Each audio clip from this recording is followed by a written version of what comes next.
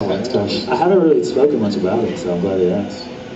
Okay, thank you. Any other questions? Anyone? Don't be shy. Singaporeans tend to be a little bit, so I'll come. Any takers at this moment? No? If not, I'll come back to you guys in a bit. So, your music has been labeled rightly or wrongly chill wave, make up music, happy escapist music. What are some of your thoughts on that? Because your music keeps evolving and changing. Yeah. So, how do you feel when people say, "Oh yeah, I know washed out music. It's a little chill wave. It's..." Yeah, I mean, I sort of have a love-hate relationship with the idea of chill wave. I think it's been great for my career in that it's set me apart from, a lot of other, solo bedroom musicians making electronic music. So I think that's great, but I also never want to make the same record over again. So,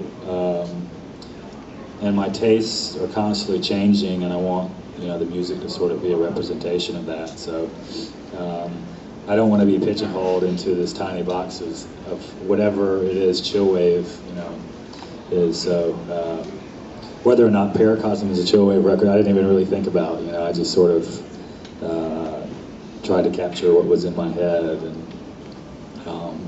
so I hope people are open-minded about that. Just as a quick aside, Paracosm. Do you actually read a lot of fantasy novels? A little bit. I think you create your own world. Yeah, I mean, I certainly create my own world. I feel like that's what album making is for me. Is sort of there's definitely this escapist quality about just being able to sort of live in my head and focus solely on making the album. And I could use the analogy of sort of building this kind of visual space piece by piece with every little part that I'm putting on the record, so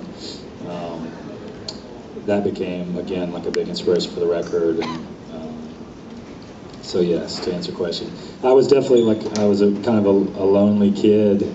I didn't have many kids in the place where I grew up, and so I was constantly sort of using my imagination, I think, and so I probably had many paracosms in my childhood.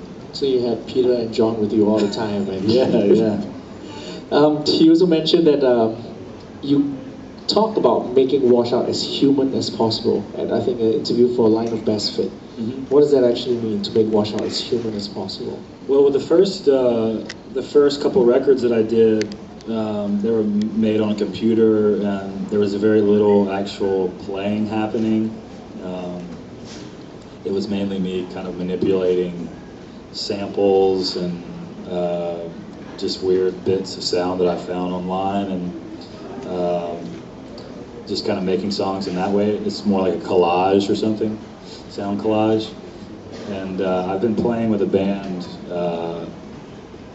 for about 3 years now, and so... How did that feel? Transit from, sampled music to real live people? It was really challenging. As I said before, I've been making songs in the studio for a long time and was really comfortable in that world, but it's entirely different, sort of getting up in front of people, and many things can go wrong, in a live setting. It's a lot less controlled environment. So and you like control? I very much like control. If the band guys were here, they would tell you that I'm kind of a control freak. But so yeah, I wasn't comfortable at first, and luckily the guys in the band are really talented musicians, and I guess I wanted to showcase that side of Washed Out a bit more. What ended up happening, we sort of would have to reinterpret a lot of the songs on Within and Without and Life with Leisure in order to make it work with the band, and it sort of became this other thing. So yeah, I think Paracosm is more a reflection of that. And yeah, so I wanted more. When I say kind of a human touch, I wanted more performances, which is a much more traditional way of making records, just playing a song on guitar from beginning to end instead of playing a 2-second bit and then looping it and messing with it, So there was a lot more of actual performance on the record. Okay. So how much of the band actually contributes to the music that you make now? Because being a control freak that you are. Yeah, well, it's funny. There's for the new songs, for the Paracosm songs, we try to make them as close to the album as we can. So most of the parts are kind of are written in stone there. But it was really interesting reinterpreting some of the older songs. We have a guitar player now, and there's not a ton of guitar parts on the early songs, and so some of the parts I kind of play with, and other parts I just let him sort of do his thing, and it's been really exciting. I think he kind of breathes his personality into the music, which is really cool. He does some gnarly, like Eddie Van Halen guitar solos, so get ready for that. Excellent. All right, at this moment I'd like to open it up once again to the floor.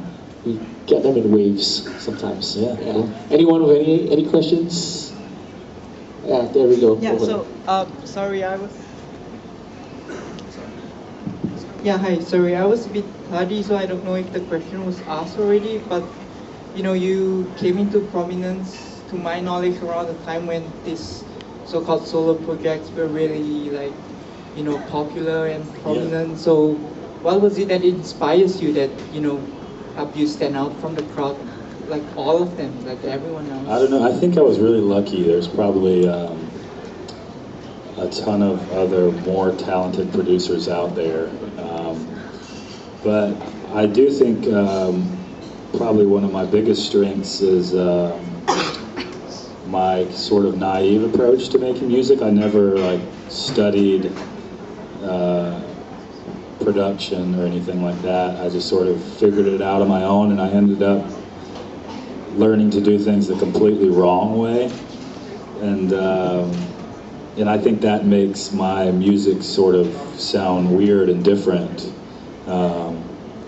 So I consider that a good thing. But yeah, I think it's a lot of luck, you know. And I always tell people, I have a lot of people, like musicians, come and ask, you know, what it is I did to sort of stand apart or to get my music heard, and the internet is an amazing tool, you know. It's definitely levels the playing field, so any musicians out there, don't be afraid to sort of put your stuff out. I feel like the good work will rise to the top. People will hear it and will pass it along, and unlike, you know, 20 or 30 years ago, you had to know someone in the music business or be very rich or whatever. So I don't know if that answers your question. I kind of have a related question. Has your music production changed since you signed on with Sub Pop? Yeah, Because now suddenly it's like, okay, I'm with a label, and yeah. Well, it's been really weird actually. Signing with a proper label and having like a recording budget. I never want, like I did some time with both records in like a really nice studio towards the end of the process to finish everything, and the fear was that bringing someone like a super talented mix engineer in, he would sort of take away some of the stuff that I was just talking about that was sort of would set me apart from you know, other people, and so I feel like it's a tightrope you have to walk, you know. And that's actually, like I was talking about the rough draft stuff, I feel like having done these two records, I've figured out what works best for me, and I'm okay with, I've been trying to do more mixing and just sort of do everything myself, so it really has my stamp on it. So I think the future recordings might sound a little crazier or more rough around the edges, but I think they'll be more interesting, hopefully.